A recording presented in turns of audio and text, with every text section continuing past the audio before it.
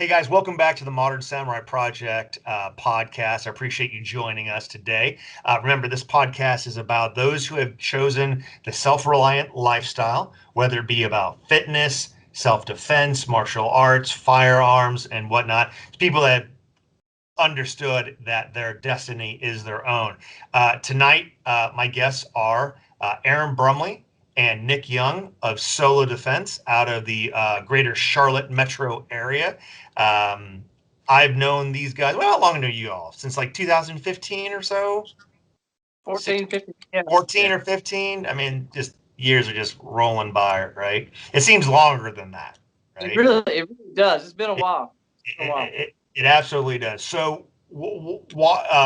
you guys may have heard of them. They have a good, social media um, presence out there, but they don't travel, right? For the most part, y'all don't travel out of state to teach.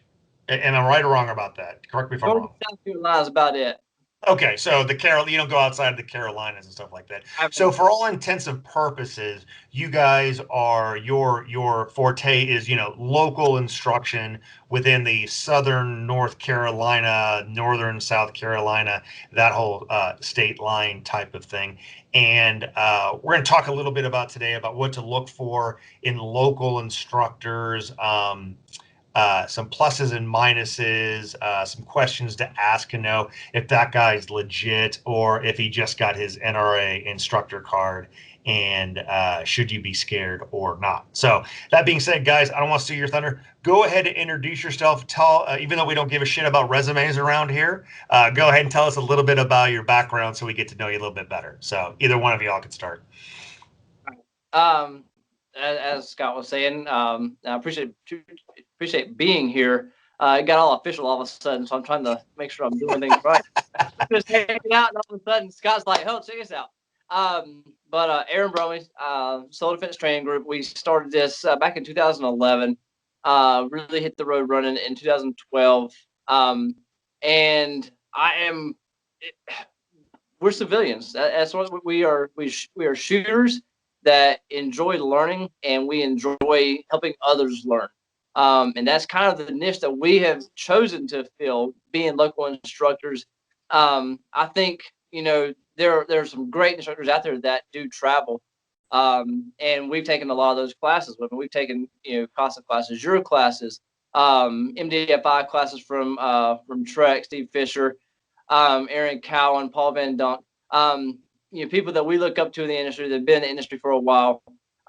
We are literally out here as shooters trying to better defend our family if the need arises. And honestly, at the local level, pass that on to people that it's always been my thing. One that may not can afford a multi-day, 2 or 3 day, 1,500 round class. Those are awesome. You get a lot out of them, and it's a lot of fun. Not everybody can do that. Not everybody has the time or the money. And I think that's where the local instructors come in. Is you've got guys that don't have to travel necessarily, and so the range is close to home. They can teach a 1 day class and not break their bank. And the class is close to you, to where you don't have to set up travel time. You don't have to set up overnight stays for the most part. While we've had people come from out of state, for the most part, you don't have to do something like that. Still get good instruction from good instructors. And then it really, I feel like we're kind of like the launch pad. Local instructors are a launch pad into your training endeavor. Not everybody jumps into a 3 day national level instructor class. Nothing wrong if you do, but it kind of get your feet wet with a good instructor that's local, that actually knows what they're doing, and who's probably learned from some of the people that you end up wanting to take classes from and can help you along the way. That's all I've been about is getting better and helping others get better. We've got a passion for it. Every time somebody comes onto the line, it's awesome to watch the light bulbs pop on, and it's even more humbling whenever they come back for the second and third time, because we brought them value at the local level. So I mean that's what we do. That's why we do it. And then I'll let Nick take it from there on his side. Nick Young, AI for Solo Defense. Just like Aaron, I'm just an average dude, just regular civilian, never been MIL or LEO or anything. I just really love to shoot. I just have a passion for it. Taken a lot of classes, like Aaron said. I've done a good little bit of competing, but I've like kind of just dabbled in different things where I've done steel challenge. Did a lot of 3-gun for a while. I spent a lot of time doing like bolt gun stuff, PRS stuff. I actually got fairly good at that. Started placing, top 20s out of, whatever, 200, 150 or so. And kind of stopped doing that. And I focus the majority of my time now on pistol. So this year I'm going to try to do a bunch of USPSA. Chris Tilley's range is only like 30 minutes from my house. So like, super grand, champ. Super grand. Why the fuck aren't I going? So it's right there, and he has a match almost like every weekend. So it's crazy not to take advantage of that. So this year I'm going to be doing that match a is lot. legendary. That match is legendary, dude. Yeah. It is. That Yeah. A lot of my friends actually drive 6 hours from Virginia to go do that match, just because Chris is so awesome, and he'll tell you what you did wrong, right? Yeah. And it's nationals level match that he puts on there, man. And yeah, dude, he's a world champ. Bottom line, Sure. World champ. Sure. World champ. So yeah, I actually need to talk to you about what class I need to go in. So kind of a little confused about it. So. Yep. We'll talk offline about that, man. Otherwise we'll confuse the audience, and and eventually I'll get a message about, oh my God, that's too much work. I'm going to get killed in the streets. All right. So, an interesting point you brought up, Aaron, and I think everybody knows out there in the audience that, I train a lot, at least until I started teaching, right? It's kind of hard to train and stuff like that, but I know a lot of awesome people. And you brought up something about local being the maybe a stepping stone to the national level instructor or whatnot.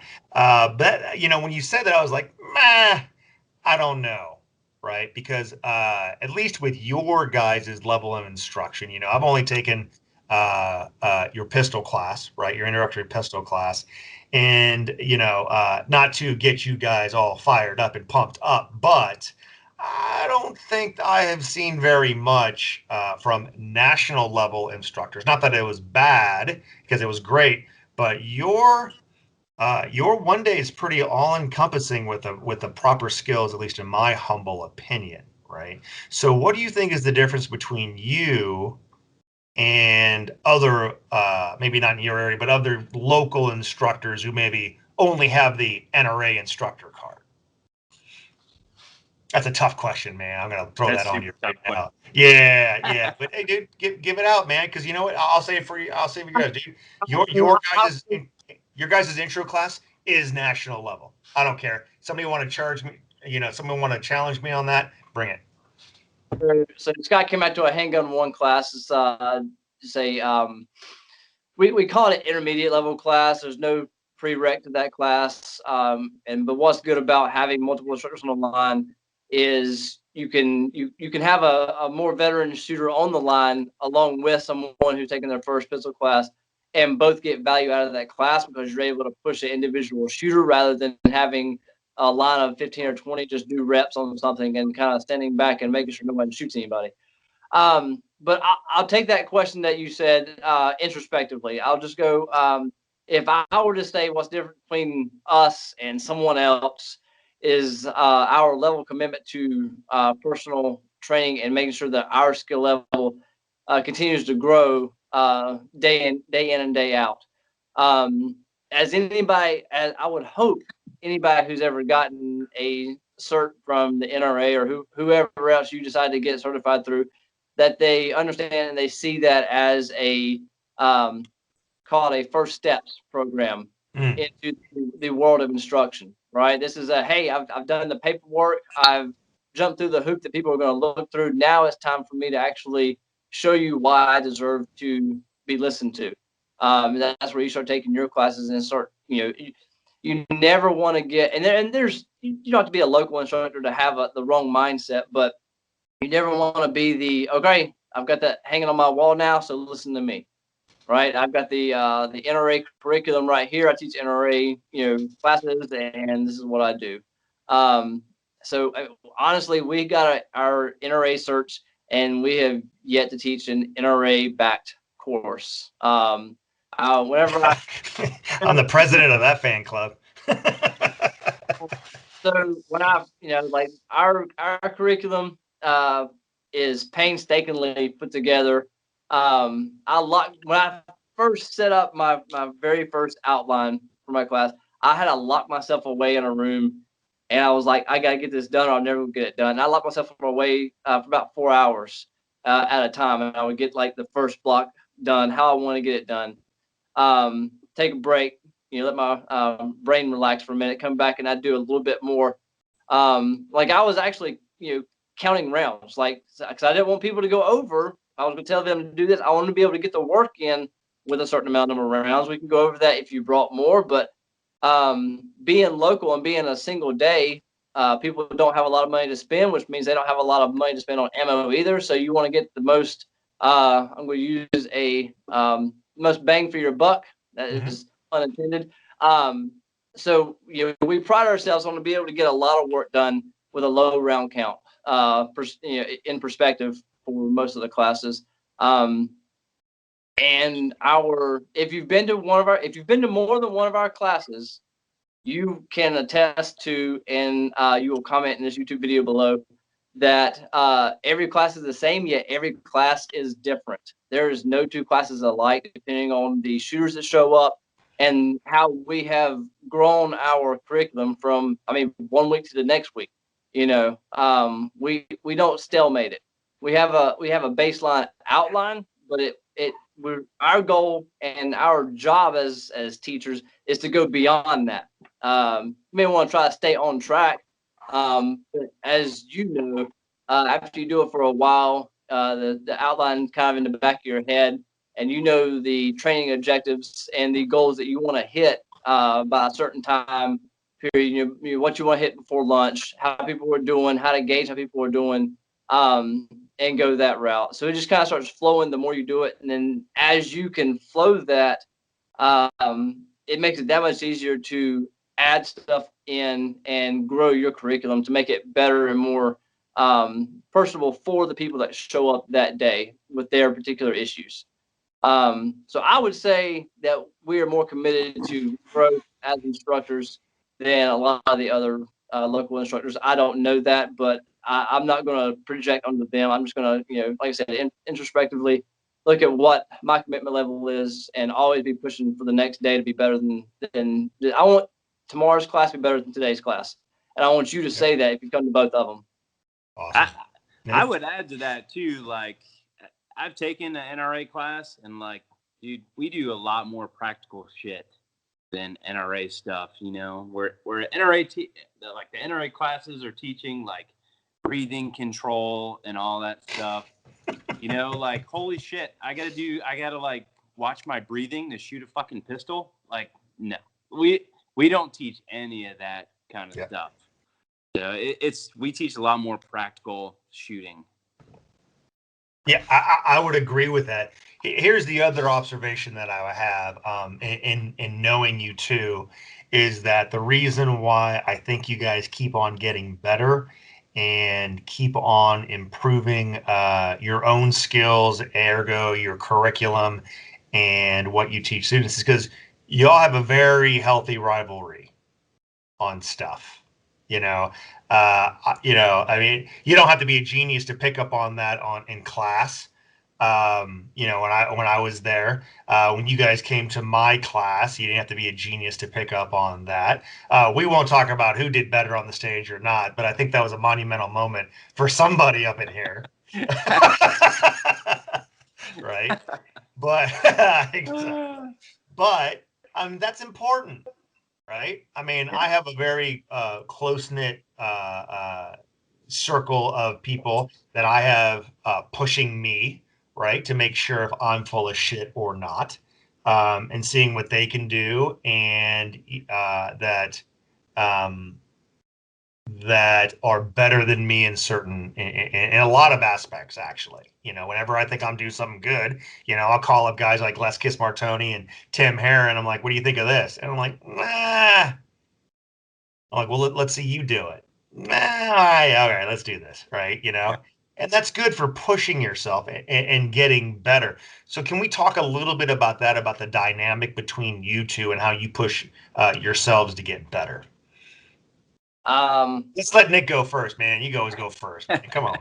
Yeah, I think it's good, man. I think competition breeds excellence in a way, So like when we get together and shoot and stuff, I mean that's how it is. I mean we push each other the entire day, and we nitpick at stuff, how we drew the pistol, or hey man, you missed because of this, and I mean we listen to each other and don't have. There's no ego involved in it. You know what I mean? Mm-hmm. Like that shit's out of the way. And so, that rivalry that you talked about is a healthy one. You know what I mean? So. Yep. Aaron? Oh, I can talk. Okay, I'll talk now. Yeah, man, I had to let come on, man. You gotta kind of cut me off. I get really long-winded. It's passion, right? Yep. I would say professionally that we balance each other well. If you were going to ask me that same question, I'd say we balance each other well. We both know our strengths and our weaknesses.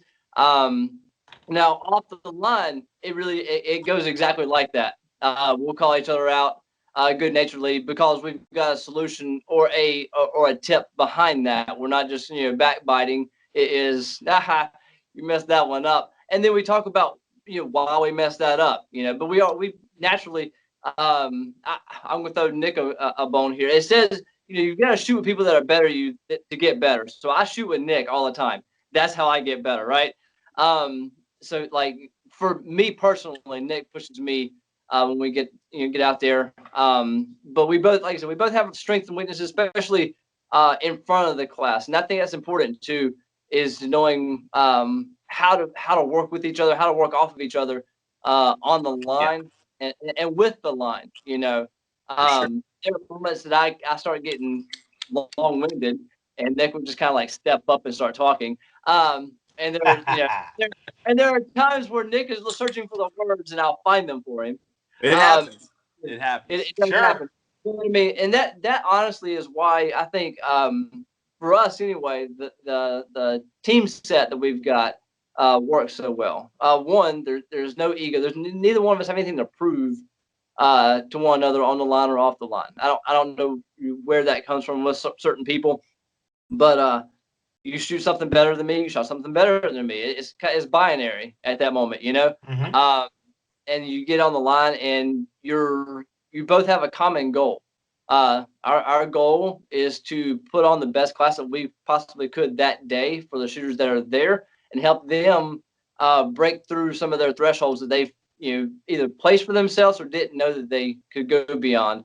And over time, I think it's hard to talk about because it's come so natural, I think, to us that it just we know it works. I couldn't tell you how it works other than the fact that that's just how it works. Yep. So let's talk about that, right? Because we were talking offline before we got on here about you guys do you do a level 1 and a level 2 pistol and carbine. Do you guys offer a shotgun and long range and stuff like that? No, so it's you concentrate on pistol and carbine for the most part, right? Oh, we have a mid-range class. You do have a mid-range class, right? Okay. Yeah. Okay. So, but like on your level 1 classes, there's no prerequisites. You don't know what you're getting. How have you developed the skill to make people better? Because there's a gambit of things where people can be, well, fucked up. Yeah. Right? How have you guys developed a skill to make people better? Specifically, if you guys can be. Yeah, it's tough, man. I think changing things on the fly, like our first couple drills kind of, allows us to see where that person is at or where everyone is at on the line. And I don't know about Aaron. I'm sure he does the same thing I do, but I start like taking note in my mind of where people are at and what they could, use a little help with. So that's what I do anyway. Cool. For me, it sounds deep, but it's really not. Like, I've been there, right? I think the biggest thing about getting on the line with shooters and getting them to get better is connecting with them, right? Not just as someone standing in front of them. Like I've been there. There are people out there that shooting comes natural to them. For me, it's always been a work. I'm always working. I'm always dry firing. I'm always training on the line, taking classes. It's hard work for me to stay where I'm at and continue moving forward. And so I know the struggles. I know what it feels like to be that guy on the line, right? And I think that allows me to connect on that level with certain shooters. Because a lot of times whenever things are all kind of messed up, more times than not, the lack of skill is there, but they're so far into their head that unless you know how to pull them out, calm them down, and do one thing at a time, they're never going to take anything home that day. And I've been that guy. I've been that shooter. I've been on the line with other shooters like that. And so I know, like, I feel like I can feel what you're feeling. I hate that stress. I hate that frustration you feel, but you gotta separate from that. And this is how we're going to do that. And this is how we're going to get better. One step at a time, right? You don't worry about what you can't do right now. You worry about what you can do. We will get better at that. And as that becomes easier to you, then we can start stacking those layers in there of things that you want to get better at, and bring that together. Okay, let's define better, right? And what you get. Let me throw a scenario at the both of you and answer individually, right? So you're at your level 1 class, and a guy out there, let's say he's carrying appendix, right? And he's absolutely safe, right? Methodical. The dude knows what he's doing as far as safety, but my man's got a 3-second draw. Okay. I would try to give him maybe some one-on-one, and we actually do a lot of one-on-one stuff, and a lot of our AARs. That's what a lot of people that comes out a lot. People always are like, we love that we get one-on-one time. And that was also a thing that I liked about your class, Scott, is you had a lot of one-on-one stuff when we did, draws, stuff like that, and you kind of went through like, hey man, this is where you could speed it up. But I would do kind of what you did. I would say, hey man, try to figure out where he could speed up, where the wasted energy is going. Try to smooth him out a little bit. Okay, Aaron. I'm going to use a word that I learned in a Modern Samurai project class. Frenetic. We talk about how we learned a new word in the Modern Samurai project. Frenetic energy, right? Yeah. And so, honestly, one of the first things we do is if he's safe and he's got a 3-second draw, until we get to that portion of the class, we let him be safe. And we analyze up until that point, what it is. That way, when we actually get to the, like, hey, we'll cover the draw stroke now, or we're going to talk about working from concealed. And then we can actually stop. We can talk about, and sometimes we will talk about things, because some people, again, you're dealing with people. Some people are more approachable than others. Some people learn better third party. So it's easier to talk to them directly via talking to the group directly. I'm addressing this one issue, and this is really you, but hey, I'm not going to call you out right now because certain people feel a certain way.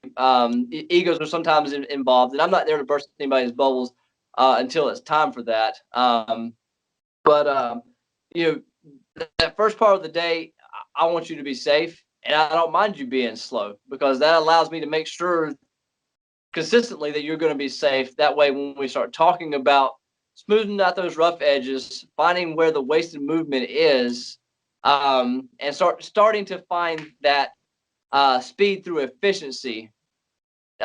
We work on that, and then we talking about hand speed, and going from there. You may be doing something completely jacked up with one hand.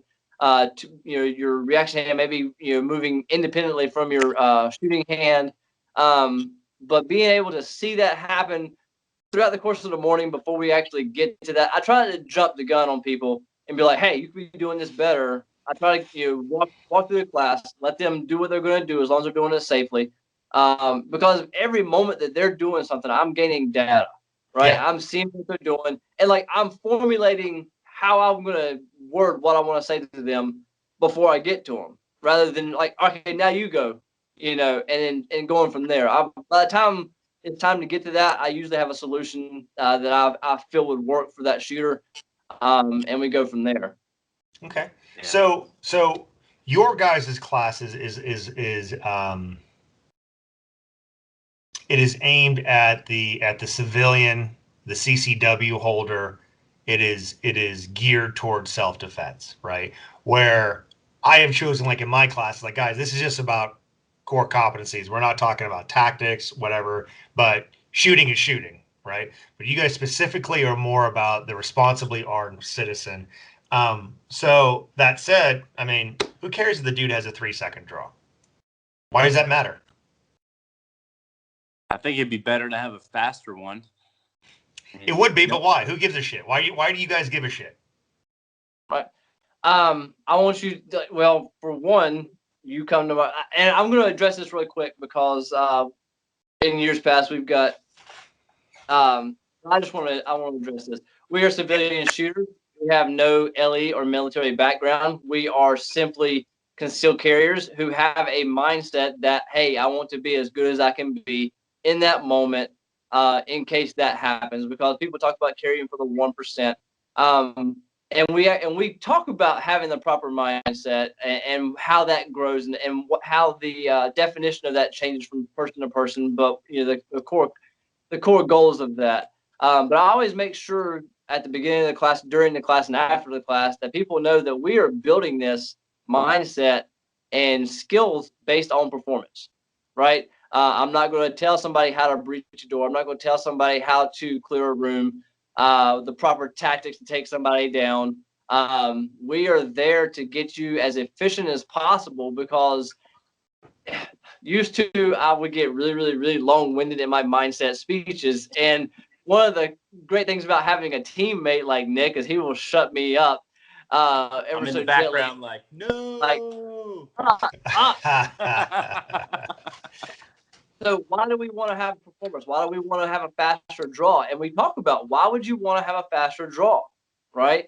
Well, I mean, and I'll take it to a couple of different places. Well, I mean, if you're on a competition stage, right, speed is of the essence. You're working on times and hits. If you're a concealed carrier, or we do have military and law enforcement that come out to our classes, and we're very humbled by the repeat business that we get from our LE friends. And those guys, it's even more so important that they do things efficiently, because I talk about how in that moment, as a civilian, we've never been shot at. For the most part, no one that I've ever talked to has been shot at. We don't know what's going to happen in that moment, but we know that there's going to be a crap load of data going through your brain, having to be processed, trying to figure out, can I shoot now?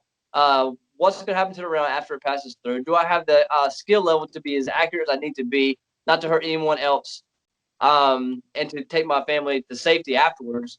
So with all of that going on, that adds time to your draw stroke. That adds time to your performance level. So why do we want to be as fast as possible on the draw safely and get the gut? Because it gives us time for all that other stuff we will be thinking about in that particular moment, that we have to decide whether or not, one, we have a legal justified reason to use lethal force against somebody, right? We have to be able to articulate that in a court of law. So, you've got, if you don't practice the efficiency part on one side, you're going to go into vapor lock, and you may go into vapor lock anyway. How long you stay there, I don't know, but all of that adds time to that 3-second draw. And so if you're already at 3-second draw, what happens when you have to decide whether or not, hey, am I actually legally allowed to pull my gun out right now and put this person without facing charges, or can I actually shoot this person? Do they actually pose an imminent threat to me at this particular moment? That would feel like I would, from talking to people who have been in issues, which is like military and law enforcement, that little split second that they had felt like an absolute eternity, and they felt like they were like frozen in time. Right. Yeah. This is just coming from information from people who have actually been there, done that. That I use as a point. We talked about we want to have the performance on auto drive if we can get it there, Yep. right? And so why do you want the fastest possible draw? Because I mean, let's talk about it. And if you watch videos back from self-defense shootings, LA shootings, it's not always about the 1-second draw. Mm-mm. It's not. It's about the time. But there are times where it may be, and so if I'm going to train to be as good as I can be, people talk about in a lot of different subjects. You have to find your why, right? Why are you? Why did you come to the class today? Why do you want a faster than a 3-second draw? Who are you holstering up for every day, right? It's not always convenient to put a holster on, put a gun on, and actually practice enough and take classes enough to be proficient with that at any given moment, right? So what is your why? Why you're only going to be as good as your why. So if your why is good enough, you're going to find a way to make the time to get to classes, find the money to get to classes, find the time to carve out. I get up at 5 a.m. and for 5:15 when I finally roll out of bed, and I dry fire in the morning before my kids get up in the morning, because after they get up, it is like full on toddler time until time for me to go to work. Mm-hmm. I do it because of them. I'm gonna be out one day with them if I ever need to use my firearm in a self-defense situation, and I have a responsibility to them to make it out of that, so I can continue to provide for them and their mother. Go back to work the next day or whenever the court case is over, and continue to provide a life for them. Because if I fail on my job, what happens to them? I'm not here anymore. So why would I want somebody to have a faster than 3-second draw? Because it buys you time to think of everything else that's going to be running through your head at that particular. Yeah, Yep. it Well gives you said. time to align sights, get a good grip, the whole nine. So Yeah. Yep. For me, the faster you can get your gun up, and like Nick said, faster you can get your gun up, and like if you have a problem with bobbling your sights, right? If you have a second, if you need time to get your sights aligned properly, you didn't do it. You had an inconsistent draw stroke one time, or something was happening. Somebody pushed you. The faster that you can get the gun up, the longer you have to look at the sights in that time crunch. Yeah. And to anyone who's practiced draw like extensively, like trying to get better at draw, for me, I feel like, dude, like when I have a draw that's over a second, like that was a fucking eternity. Yeah. What the fuck was I doing during that time? Like whether it's from fucking concealment or, like a Safari Land holster, like it should not take more than a second. And it's not a circus trick. It's just a fact that like, if you skin the thing faster, you have more time to do other shit that's more important. Absolutely. Everybody associates, a fast draw into shots with splits. It's not, man. Like on the 2-second build drill from concealment, that's part of my standards. I'm like, look, y'all, you get that gun out in 0.9, you could do 2.5 splits all day long. Yeah. And then they go that's 2.5. not unattainable. Yeah, and they'd be like 2.5 splits. What kind of black magic is that? And I'm like, I need to disengage. Well, or the other thing of like, well, a fast draw isn't always important in every situation. Roger that. Got it. Sometimes you have to, and I can never say this word. What is it? A serendipitous draw? What is that? What's that word? Y'all know what I'm talking about, dude? It's like, like the active self-protection video where the Brazilian cop sees a dude and he goes behind the aisle, pulls out his gun, and then goes to work. That's a serendipitous draw. Whatever that fucking word is. My bad. Is that what it is? Right? Whatever that word is, right? It's like, well, bro, if you got a, but yeah. What's that? What's that?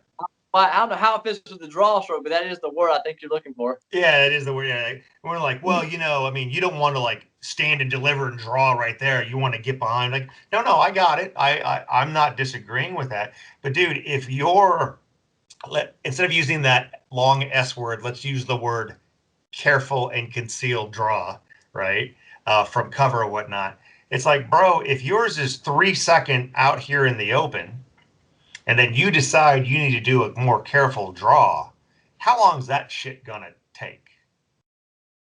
Yeah. Right? But if I'm rocking, what if he makes you at second 4? Yeah, because you're moving so slow, like a sloth around an aisle. Well, it's like, what's that blob doing around the bread behind me over here? Right. Yeah. Right. But if I can rock a 0.9, right, or 0.85 to a 0.99 on demand, a slow, careful draw for me is 1.1, 1.2.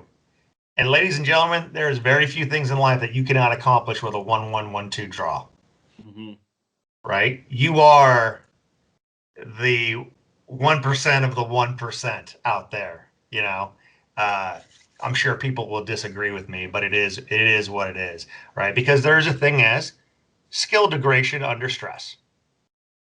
Bottom line, right? Because your 3 second draw out here in the beautiful North Kakalaki sun, right? Shooting at this 7-yard target right in front of you with two amazing gentlemen trying to teach you how to get better and their southern draws. When you're under stress, shit's gonna go downhill real quick, right? Yeah. And your 3 seconds just turned into 4 seconds, if not a drop gun. Yeah, drop gun. Yeah. Right. So people often ask me, it's like, hey, what do I need to do before I come to one of your classes? And I'm like, pay. But that's always a good thing, right? But I teach red dot classes in AIWB. It's not really a beginner level type of course where you guys are teaching that. What should people do to prepare themselves before they come to one of your classes? I think get good gear, good holster, ammo. Let's talk about that. Okay. So let's talk. So good gear, right? We'll start off with the holster. Because we've seen a lot of really bad gear. Y'all, I've seen pictures. I think y'all have sent me some pictures, man.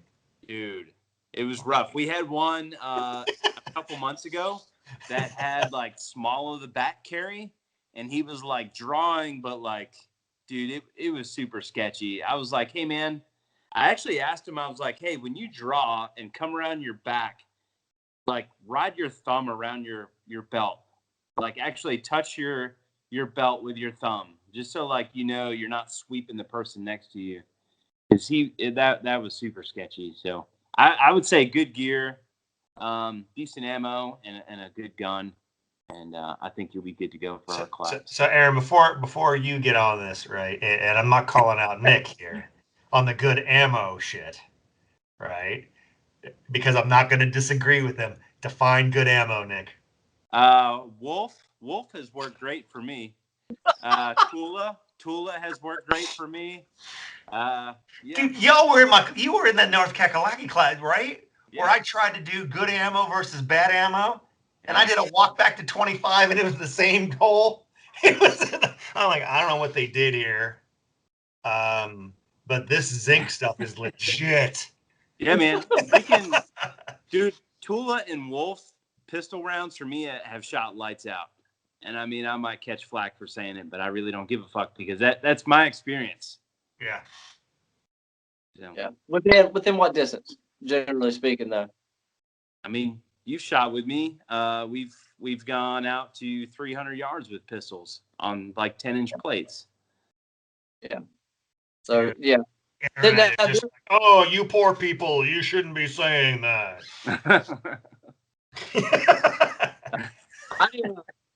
I did have some steel case that I forgot I actually had that I shot the other day, and I ended up with like 7 hard primers in a box where everything else that day ran. But it was not Tula or Wolf, right? So I mean, there's that. The only thing I've seen steel case that wasn't. What was that, like that Turkish shit? What was that? well, who knows what it is down the line, but it's a Monarch. It's from Academy Sports. It's like their brand. Okay. Right. Yeah. The only thing I've seen out of ammo is like some of the aluminum case stuff in cold weather will start splitting. Yeah, what you see on the aluminum stuff is not up to snuff. Yeah. Yeah. Like I've actually had people on the line. I was like, wait a minute, I gotta make sure you didn't have a squib just then, but it was, it made it out of the barrel, but like the casing actually split. It's like, yeah, puff. Whoa. Wait a minute. Just let's look at this real quick. That one stuff, like they used to sell at Dick's, and Dick's don't sell shit anymore. But it was 10 ring ammo, right? And I was like, this was like long time ago, maybe like 6-7 years ago, and I was like, what do y'all got? It's like, oh, we got this cheap stuff. It's like 300 rounds for $50, right? I'm like, boom. Boom. Like, yeah. Boom. I'm shooting the whole shelf. Yeah. I'm shooting an M&P right now. Accuracy don't matter. Just kidding. Right? And it was like, pa, pa, pa, pa, pa. I was shooting with my buddy, right? And we brought it out to 25 yards. And he goes, dude, I ain't going to lie, man. I think I saw that round go down range. too. Like you can tell you buy some of that stuff and it's like you gotta be a cloud of smoke around your gun whenever it goes off. Yeah. Exactly. Like Turkish, warehouse a decade. And I had this conversation with John Johnston, for those of you who don't know John Johnston, Ballistic Radio out there. After one of my classes, I was like, dude, that Tula shit, man, it might be spicy. The primers might be hard, but accuracy wise, dude, I can't hate on it anymore, man. And you know what? It's going to make everybody else try harder. Another reason not to buy Winchester White Box. That's all I'm saying. That's all. Right. Dude, everyone's like, but Nick, why do you call it Russian match ammo? Hey, because it fucking shoots. That's right. You should see what it does out of my scar. Anyway. Exactly. Awesome. All right, guys. So we're about 43 minutes in right now. Okay. I try and keep these down to an hour. We're going to get to, since both of you are going to go into it a little bit early, this is the get it off my chest segment. All right. So this segment is anything about the industry, teaching, hosting like you guys do, students, whatever. What do they need to stop doing to get better? Or what do they need to start doing to get better? Right? No restraints on you guys. Go ahead. Who's first? Dude, that's up to y'all, man. All right, I'll go first. It really gripes my ass when people think that just because I'm shooting, I have to be shooting like someone is trying to fucking kill me. Like, please stop. Like, you can just shoot just to try to get better at just shooting. It doesn't have to be like a self-defense freaking combat situation. It's just ridiculous. And one that brought that up. I forgot. I probably tried to put it out of my mind. No, come on. I'm gonna leave him. I'm gonna feed him real quick. So Nick was just doing a performance drill on a plate rack he was doing freestyle, strong hand transfer, reaction hand. Right? That was it. Just a performance drill. Oh God. He was like, yeah, but if your support hand was down, you would never transfer your gun to your support hand in that fashion. And I was like, I don't think we're even on the same chapter, bro. Like, what are we even talking about? It's obviously not like a self-defense type drill, man. Like, I'm just working like mechanics here. on a plate rack. That's why high-level athletes, like say NFL players, they never do anything without all of their fucking pads on. Exactly. Yeah. I'm going to have Tim Herron on there about the later on about the separation and breakdown of individual skills. He's got a great example. I should probably bring it up right now, but speed and accuracy, right? One leg when it's like think about walking. Right? I'm going to do this with my fingers. It's like stupid, but remember the old Yellow Pages ads and shit, right? One leg is speed, one leg is accuracy. One leg is speed, one leg is accuracy. But together, I'm walking and moving quickly, right? When you don't work on performance and you do speed and accuracy, you do this. Yeah. Your little fucking bunny rabbit going slow as shit. Yeah. Right. And I mean, I was talking to this about Matt Little. Matt is a I can't say it. He is in the largest metropolitan police department in the state of Illinois. Guess which one that is? Right. He's a SWAT. He's a SWAT team leader and instructor and stuff like that. We were talking about football and everything, right? Could you imagine being like playing football and like being a lineman saying, "Hey, coach, I'm working on my shiver," and he goes, "Go in the corner, do it 10,000 times slowly and smoothly, and it'll eventually come." It's like, bro, season's only so long, man. It's only so long. Right? But you love your chest. No, he said, look, dude, you need to get underneath the ribs and lift that guy off his ass, right? And you're like, oh, thanks, coach. Oh, shit, that worked. Mechanical advantages, bro. But you would never transfer your support hand. Yeah, man. It has to be a balance. Literally, right, Scott? What's that? There are things in the industry that aren't meant to be taken seriously, or literally. That's the problem. We're taking things literally and talking about them, and they're like, no, that's not how it works. That's not what we were talking about it, but you're not supposed to take that saying literally. The slow line. Slow and smooth as. I'm just poking the bear right now. He's right there on the edge. I'm just poking the bear. This is gonna be good. Last 10 minutes. Yeah, the funny thing about it doesn't bother me anymore because when you like have friends like Jose, the great Jose Gordon, right? That kind of puts everything in the proper frame of reference and stuff, and then you hear somebody say that, you're just kind of like, all right, dude. I like you wind up and you feel bad, like you wind up not caring anymore. Right. But then you see a dude out there with prominence, right? Or internet influence saying the same dumb shit like, oh, well, I got a 2-second draw. According to the internet, that's slow. Yeah, motherfucker, that's slow. Yes, it is slow. That is a damn eternity. Shut up.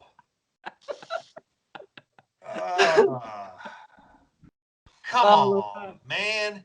It's not like we're pulling massive weight here, It's not like we got somebody else in cotton pajamas slapping our hands and he's going to try and rip your arm off or choke you out. We're shooting guns, right? And in the practice of the guns, it ain't that hard, right? Yeah. So stop making excuses. Because you can't wait to get to your malt liquor and your pasta and butter and get better. Dude, I would also point out to the people that say that, like, I live right next to Fort Bragg, so I'm fortunate enough to get to shoot with a lot of unit dudes, third group guys. Yeah. Dude, those guys, when we go out and shoot, they do the same shit that I do. They do, like, performance type stuff. Because they're shooting.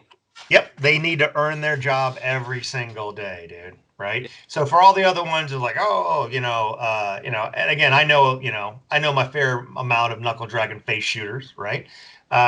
Here's an interesting thing, right? And I don't think this is top secret, otherwise they would have told me and shit, right? My buddy Kevin, who when he's Conus, he shoots what's his Tilly's match, right? Third group, dudes in Adonis and stuff like that, masterclass in Karyoptics and Open, right? Dude, at Bagram, they have a monthly USPSA match. Holy shit. He's not in Bagram. He's at another, he's at another FOB. Those guys fly in to shoot the match. That's how important, right? Getting better and pushing yourself amongst your peers is with a metric. Mm-hmm. With a metric, right? And guess what? They're not in full kit, man. He shoots his open gun. Literally, dude. He took his Akai gun and brought it to Afghanistan, and he shoots it at a match on Bagram. All right. That is the classiest combat pistol I've ever heard of. Dude, I'll tell you what, man. Burn some fools down with 9 major. I'll tell you what. So, anyway. So this is supposed to be your guys' rant, not mine. But we were poking the bear on that one. You were poking the bear on that, man. But glad to be poked. Oh, phrasing. Anyway, Aaron, what you got, brother? You got this? What you got? What are we talking about? Get it off your chest, bro. Anything you want. If there was one thing that I could say to people in a way that they would actually receive it and not be these people, which won't happen because they're these people typically, is, dude, seriously, when someone says to come to a class with an open mind, come to a class with an open mind. Because, I mean, you're hurting. Like, there's people out there, and we've all seen them, and I don't mind being, and I would say I don't mind being tested. Nick doesn't mind being tested, or called out on the line, or, you know, a good-natured competition.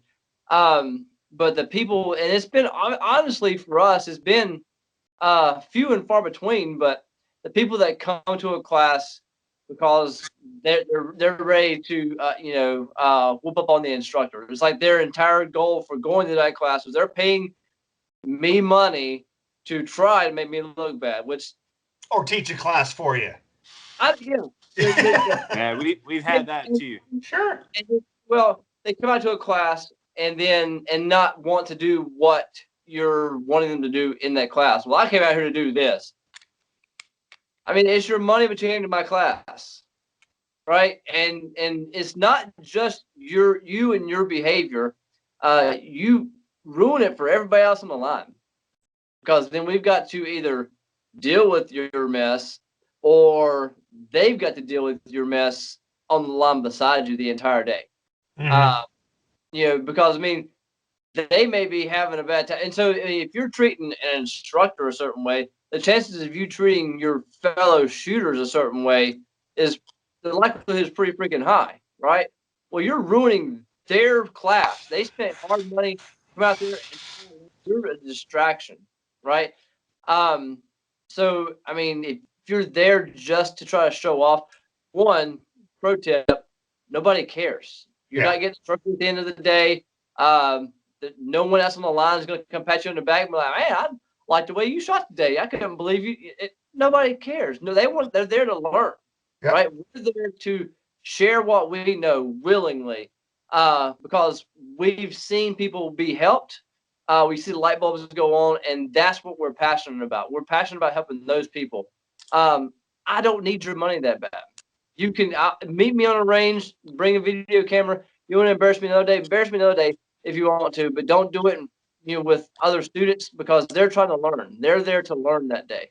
And you're not just ruining it for yourself and the things that you could have gotten out of that day. There have been shooters on the line that shot better than me that day. I mean, I've got no problem saying that. But they come up to me after the class, and I'm so humbled when they do, because I could see their skill level. I could see their potential. And where I wasn't really on my game that day, or didn't feel like I was on my game that day, they come up to me after the class and be like, man, I was able to do this because you told me this, and I was able to take that. I had no idea, but you saw that. So it doesn't matter what the skill level is. If you're willing to learn and willing to be subjected to your peers, helping, you can get better. right? And we're all out there to get better. You've come to one of our classes, Yeah. right? I mean, and I mean, if that didn't say anything, it was humbling, and I appreciate you actually taking time to actually talk about red dots for a moment. Yeah. That's humbling. And like I said, it's very few and far between, because most people that are that arrogant don't want to give you their money to begin with, and that's fine.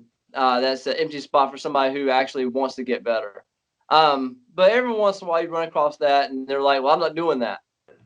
I mean, all right, man, you spent the money, but this is why you spent the money. If you don't want to do this, that's on you. But this is how the class runs, you know. And so I feel, honestly, I feel bad for them, because they're hurting their own potential, because they're locked into their own way of doing things, and they've actually set a glass ceiling for themselves. Sure. If you've come out there like in that mode, you set a glass ceiling for yourself, and there's no way you're going to break through it. Yep. There's no way. You're happy with what you've got. You don't want feedback, and you're never going to get to that next level.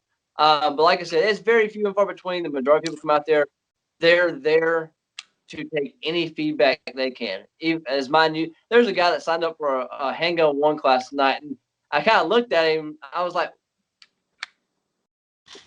big guy. He's been to our handgun 1 class, handgun 2 class. He's been to the MDFI, the gun class that we teach, and then like another handgun 2 class. He's like, yeah, I'm coming out to the handgun 1 class, because he sees value, right? And that's like, it's a good time. Yeah. I will tell you back. I look back at that class with you guys, and I look back at that video that I made of the class back on YouTube. That was a good time, guys. That was a good time, and I fully appreciate why that guy wants to come back. Getting back to the open mind, right? I would tell people, right, that look, you've already spent the money. Whether or not you agree with the methodology, as long as it's safe, right? Side note, I've been to a class, right, where I was invited to, I'm not going to mention names or anything like that, but there was a drill, and I said, respectfully, I'm going to sit this one out. Yeah, because I did not think it was safe, right? Yeah. That's not about having an open mind or not. That is about having, look, I've known enough. I don't trust the environment or whatever, and I'm just going to go ahead and sit this one out. With all due respect, sir, is that okay? Yep, that's okay. Cool, right? But as long as it's safe. Right? There's no hard feelings with that. That's your conscience you got to deal with. And that's not even what we're talking about, right? Yeah.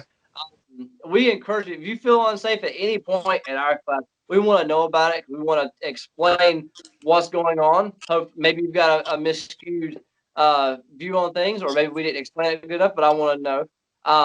But what we say to people who, if I can't ever give you a why behind what I tell you to do, right, I'll give you money. And that's well, that's my next point on it, right? Yep. If you feel that a technique or a methodology is, I'm trying my hardest as I get older not to say wrong, right? Because there's fools killing fools with high points out there. So if that ain't wrong, what is? I'm trying to use inefficient, right? And if I feel a certain technique or methodology is less efficient than what I'm currently utilizing right now, I'm still going to do it because I want to define to myself why that's efficient, right? I may be able to articulate why I think mine may be more efficient, faster, superior. But if I can't articulate why yours is not as efficient, then maybe I don't know what I'm talking about yet. And the only way you're going to do that, reps, understanding the methodology and getting those reps in. Then you take it in and throw it away if you want to, right? Yeah. So that's why you want to have an open mind when you go into an instructor's class. You may try something, man. I'll give you a classic example with me. when I teach single hand only shooting, right? Whether it's strong hand or weak hand, right? I like to stress two methods: bent thumb, right? And that's what's providing pressure against the path of least resistance, or stretch thumb, because that involves pinky pressure, keeping the muzzle flat. I hate delta thumb, right? The thumb up here, way up here, right? And then I was in Oklahoma, and there was a guy there, and my man was 5'4", 5'5", right? And he goes, I actually like the delta thumb, right? I'm like, okay, can you articulate why? He's like, yes, sir, because my delta thumb is the exact same height on the frame and the slide as your bent thumb. Because my bent thumb is almost down by the bottom of the trigger guard because my hands are so small. Like, boom, boom, love it, love it. Can't argue with that. You cannot argue with that. And in that instance, as an instructor, I just learned. Yep. So now in my class, I teach bent thumb, stretch thumb, and delta thumb, but give that methodology to it. Right. Yep. And I tell them, I don't like delta, man, because my big ass thumb, I got frame, dot, and this big ass digit. That separates in the way, bro. Yeah. Separates me from the animals, though. Bro, chimpanzees have thumbs. Shut up. Anyway. So did we complete? So you're saying just have an open mind? Was that the whole thing of it? Come in, do the work. I think so. You learn more when you do that. We always want to make sure that everyone gets something out of the class, and we will do everything within our power to make sure that everyone there takes something home. We can't enter a closed mind. I don't care how I say it. I don't care what I say. I don't care how I demonstrate it. I don't care I don't care how I tell you who I got it from and how great they are. If you've got a closed mind, it's not going to get in there, and you're not going to care. So you've lost. Too much ego. Too much ego in the way. Well, it's weird, man. They get passionate. I'll tell you guys a funny story. When I was getting my NRA instructor card, right? As much of a circus as that was, there was a guy in there, man, and my man had his army hat, his army of one shirt that he wore every day. I don't know if he had a whole bunch of them, right? And it was funny. They were very adamant in teaching isosceles, right? And they were very adamant about arguing with this gentleman who was Weaver to the core, right? And I'm in the back, athletic stancio, right? Base and balance, body works like an X. I'll just shut up. I'll sit back here. I just need this card and let me get out. That's not why you're there. Yeah. That's it. Yeah, exactly. And they're arguing back and forth, right? And this guy, dude, he was like, listen, if you don't let me teach Weaver when I'm teaching people, you just let me know and I'll leave right now. Right. And the head instructor, he was a very nice guy. He was actually a very good shooter, right? He goes, calm down. Again, Weaver has history within firearms manipulation, but we have found it to be less efficient than the modern strategies, right? The modern methodologies. And he's like, blah, blah, blah. Jack Weaver, Colonel Cooper, just beating his chest, right? And then I'm in the back going, hey, bro, Jack Weaver shot like that because he had nerve damage in his left arm, right? Dude, you could just see like the back of his head turning red and his head starts shaking and the hair is going on end. And he turns around and looks at me and I go, yep, still here, dude. Still 280 and 6'3". What you got? And he's like, and rolls. Yeah, he's like, with cauliflower ear, bring it, right? And he's listening, that is unsubstantiated. I'm like, no, dude, just shut up, bro. just look at it, right? It's like, man, I'll tell you what, if someone came up to me tomorrow and said, look, dude, you are going to do 9 splits by standing on your tippy toes, hitting a 1x1 at 100 yards. I'm like, can you do it? Oh, you can do it. Let me give that shit a try. Let me give that a try, man. And you just gotta, dude, watching Ben Steger shoot, literally, dude, like 18 splits at 25-yard pairs within 2.5, 3-inch groups. Dude, I was just like, and then, so the funny story I'll tell everybody, right? And he's like, I'm looking at him, that is, he's doing this, and I'm just looking at him, and he goes, oh, hey, Jedi, you think it's because I got this heavy ass 10 folio, right? And I went, no, sir. And he goes, well, let me see your plastic gun. So he takes my 34, and goes, blump, blump, blump, blump. I was like, oh shit, I shoot your gun better than I shoot my gun. I'm like, Ben, come on, man. I do that to people. You can't do that to me, man. But you got to break them glass ceilings, and you got to have an open mind to break those glass ceilings, right? So, awesome stuff, guys. You got to be willing to let go of what you think you know. Mm-hmm. That's the problem. You get locked into, and I think that's one good thing about simply being civilian instructors is that we learn from all over. We've learned from all over. We've taken stuff in, we've put stuff out after things were validated or invalidated. We put stuff in, we put stuff out. And a lot of times, with the people who don't, there's a lot of people that go out there and actually continue learning. But if you've got a background in one thing or one particular area or where you learn to shoot or where it's hard to let go. Dude, we were literally having a typing war with a well-known, I'm trying my best to stay as anonymous as possible because I'm trying to be polite. A well-known, been there, done that type dude about magazine on the deck. Not causing malfunctions. Less than with rifles.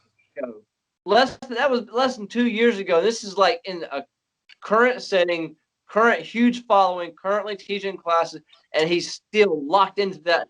Dude, Ash Hess actually had to. He's like, I'll send him the new TC. He sent me the picture of the page and actually highlighted it and circled it, and it got shared around for a few days. But it's like that. I mean, you can be a civilian and feel that way because you've learned from your uncle's brother's cousin that was there, and blah blah blah blah blah, or you had this particular career, and this is what so and so and so and so. If you're not willing to let something go after it's been invalidated, you're never gonna get where you want to go. And so you really got to ask yourself, what do you want to do? Yeah, or break it down. That goes back to getting better. Yeah, you've got to be willing to take something back out of your curriculum.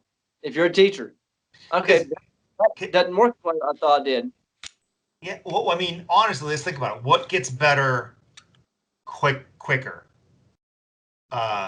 Techniques and methodologies, or kit?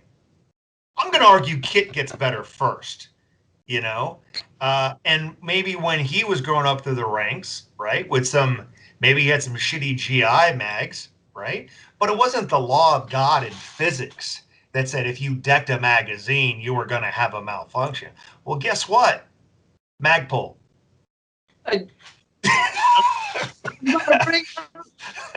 Really corrected Chris Costa on Magpul DVDs back in the day. Yeah. Everybody learns. And you go to a Chris Costa class, you go to a Costa Lewis class, and you'll talk about hey man, I used to watch your Magpul DVDs while I was cleaning my guns. Well, it's like, God, if I could get those days back. And he does. Chris Costa does a pretty good brief. And he's a comedian. If you listen to anything he ever talks about, he's a freaking comedian. Awesome, funny dude. He does this brief. If somebody needs to look this after this YouTube video is over, don't leave. But after this, go look up a mindset brief that he did talking about working with Border Patrol. I remember that one. Yeah. Oh, that's freaking hilarious. I memorized it. I listened to it so many times I about memorized it. But he talks about, none of us want to be who we are today tomorrow. Like the goal is to always be getting the better. And to hear people like that be like, dude, if I could get those days back, or bro, for a fact that Travis Haley would probably pay $5 million to get the whole gross versus fine motor skills part taken out of them videos, man. But hey, we all grow. We all grow. But that's the thing, man. You got to have that growth mindset to get better, right? Yeah. All right, dudes. So where can people find you, man? I want both of you. I mean, tell me about the Solo Defense websites, IG, and then your own individual stuff. Where can they find you? Go, Nick. Solo Defense at gmail.com. I was going to say, talk about your stuff, then I'll talk about my stuff. I'm just on Instagram. My handle is SpartanNC. So Nick is an awesome example, right, of a dude. You may not have heard of him before. He may not have a competition classification, which he never mentions that he's a competitive shooter, right? But the dude will come to class and burn you down, or give it a good college try to get better, right? So never. I've seen range in quite a while, like all the time, which is why we make a great team. I know he's gonna. That's a sidebar. That's another reason. Backing up, while we make. I know that when I go out on the range and he comes about it, I don't have to have like a 30-minute phone call. Like, okay, this is what we're gonna do today. This is how it's gonna run. I know he's worked just as hard as me leading up to this class as I've worked, and we've gone over things.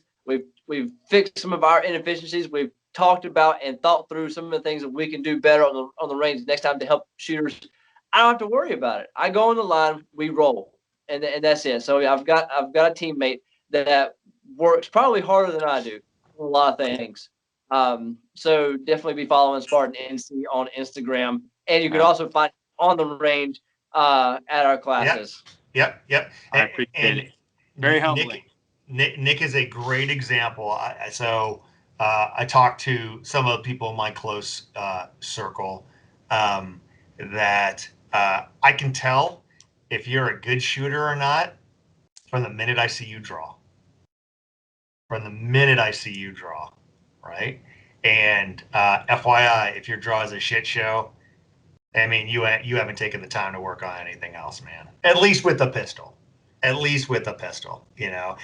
so I remember, when I had come out to your class, and Nick and I had not met before, right? You introduced him. I was like, cool. And then I saw him draw. I'm like, okay, it's all. This is spicy. I dig it. I dig it. Freaking self. Yeah, dude. Yeah. Because remember, I asked you if you competed, and you go, not really. I'm thinking about it, right? And I'm like, all right, man. That draw was solid work, right? And let everybody else out in internet land go, if your draw is shit, you need to start working harder. Anyway, Aaron, where can they find you, brother? All right, so Instagram is at Solo Defense. Facebook is facebook.com/Solo Defense. Our website is Solo-Defense because I didn't have a good website back then and have not created a better one. And I apologize for our mobile site. Best way to reach me is as Solo Defense, the number 3 at gmail.com. That's because Solo Defense was taken. And so, if you got questions, email or DM, generally, we may not see a DM. I had a DM I responded to from like 4 weeks ago. I don't see it. If I'm not your friend on Instagram, I don't see, like, it doesn't pop in. So the best way to really reach me is the email. And you can see us and find us on the range. Our classes are posted on the website, on Facebook, and basically we spend more time on social media because every time we do a poll at a class of, hey, how did you find out this class? It's social media. We spend a lot of time marketing on social media to get you the information about the class. So that's where you're going to see information about classes coming up. We post things when we schedule them. We do not have a full year calendar. We both do this part time. We both have families, full time jobs. But when we get things scheduled, we start pushing those classes, and it's going to be an awesome time. We have our first handgun class of the 2019 season is January 26th. Line's about halfway full now. We've got Jared from Parker Mountain Machine coming down, bringing a bunch of toys to play with too. Nice. He loves Nick that much.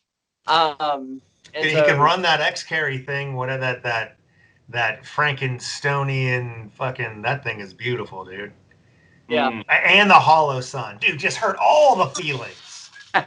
Dude, I so want to try that thing out now. When Nick freaking shakes something out, you're like, okay, fine, I'll try that out. Dude, I love this Hollow Sun 507C. I love it.